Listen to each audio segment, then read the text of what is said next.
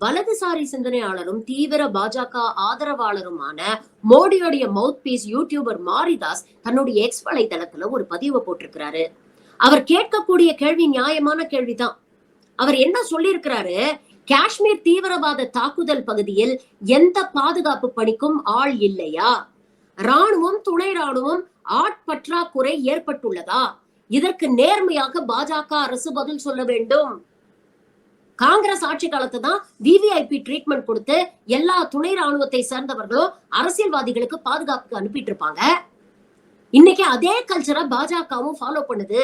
நேத்து வந்த அரசியல்வாதி கங்கனா ரனாவட்டுக்கெல்லாம் Z+ செக்யூரிட்டி கொடுத்து வச்சிருக்கிறீங்களே, இதற்கு பதிலா துணை ராணுவத்தை எங்க தேவையோ மக்களுடைய பாதுகாப்புக்காக பயன்படுத்தலாமே அப்படிங்கிற கேள்வியை கேட்டிருக்கிறார்.